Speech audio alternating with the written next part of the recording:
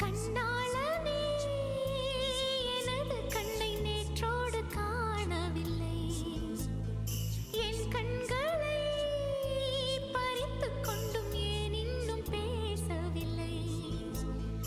ஆளான ஒரு செய்தி அறியாமலே அலைபாயும் சிறு பேதை நானோ, உன் பேரும் என் பேரும் தெரியாமலே உள்ளங்கள் இடமாறும் ஏனோ?